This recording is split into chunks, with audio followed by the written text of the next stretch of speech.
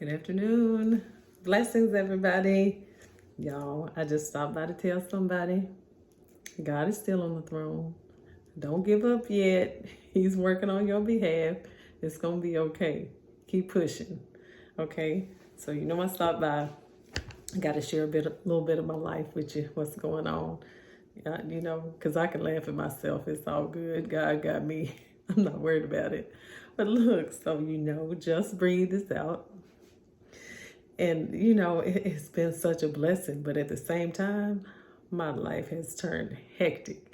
And, from scheduling book signings to advertising and making sure the t-shirts are done and just everything. And I'm like, Lord, my life was so peaceful just a couple of weeks ago.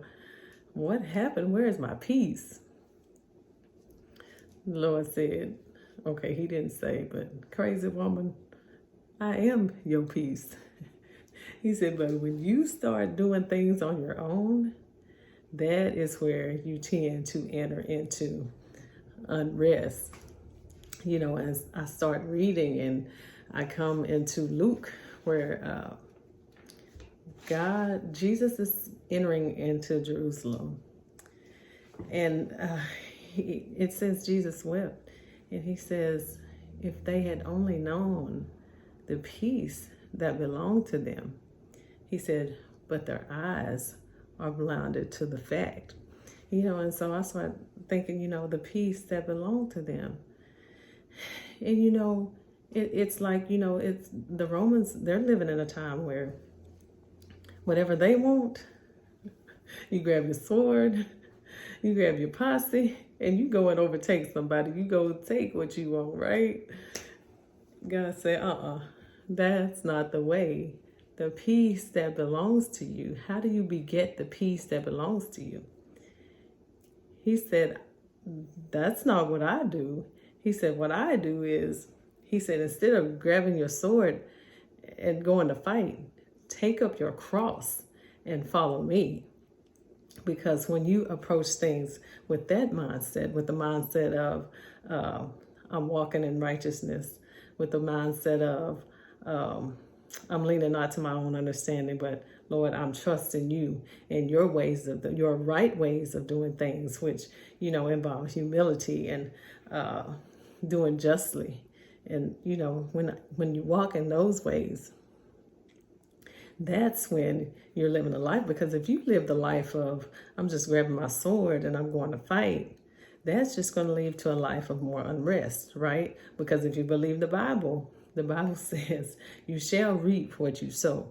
So if you're grabbing your sword and overtaking people, guess what? You live by it, you die by it. So then you're entering into more unrest, because now it's not a matter of if these people are going to come after me. It's, they coming, and it's just a matter of time when.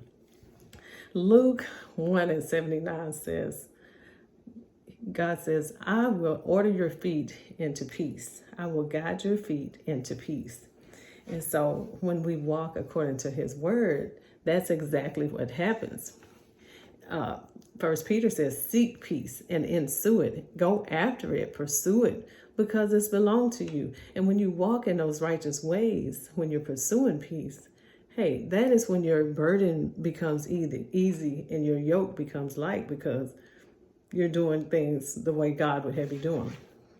So, I had to go back and say, okay, Lord, you gave me just breathe.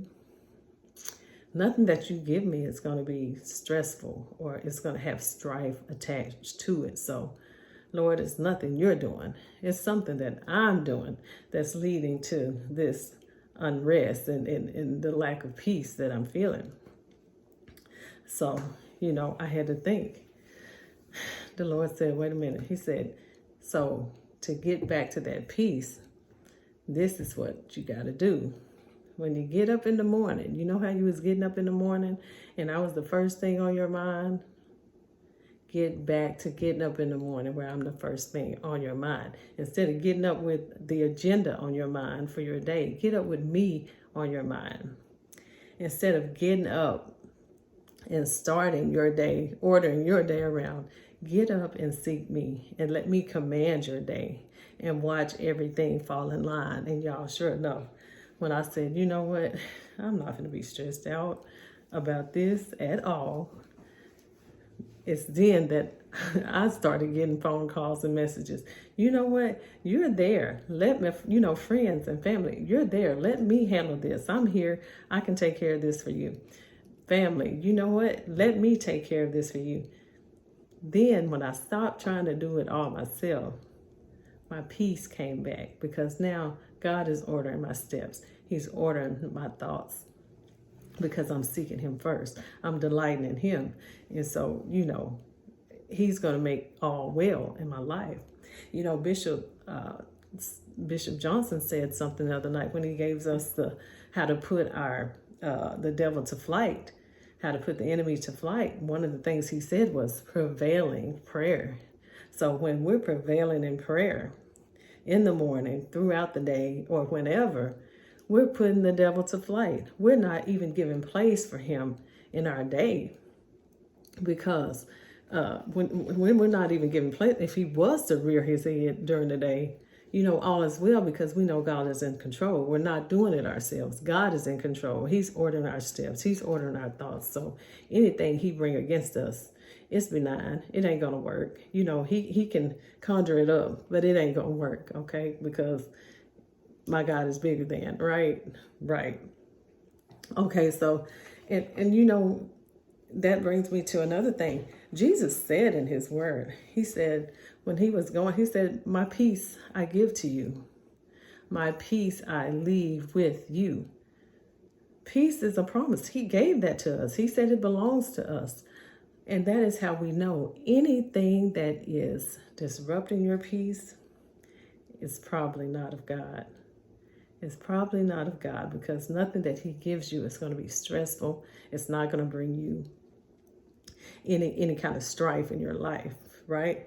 So this is what I had to do. I had to get out of my way, get out of God's way. He orchestrated the blessing. I got to do my part. I got to walk in faith, do my work, do my part, but let him complete the work that he began.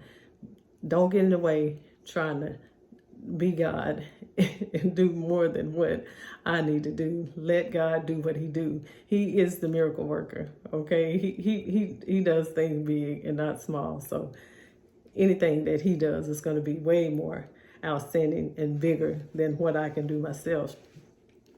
And once we do that, that is when we get that shalom, that peace, that wholeness, with no difficulty and nothing lacking. And you'll know it, because it will be so easy. You'll be walking in it, and you'll know that it's nothing that you could conjure up yourself. There's nothing that you could do, nothing you can bring on yourself. You'll know for sure that you're walking in the blessing of God. And so, y'all, I just wanted to share that with you. If you hadn't gotten the book, hey, it's on Amazon. Go get it. It is a blessing. I've had so many people say that they were blessed by it. And I'm just so thankful that I was obedient to God in writing it. So go get it. If nothing else, get it and give it to somebody else. If nothing else, get you a t-shirt. They say, just breathe and walk by faith. And it cites 2 Corinthians 5:7 that says, for we walk by faith and not by sight. And if you desire to get either of those, just send me a message on Messenger, or I'll be giving you my website in the next couple of days. They're still working on it. So just hit me up in my inbox or something, and I can get you that information. But thank you for your support. Thank you, friends and family, for helping me. I really appreciate it. Y'all be blessed, and y'all have a good week. Talk to you later.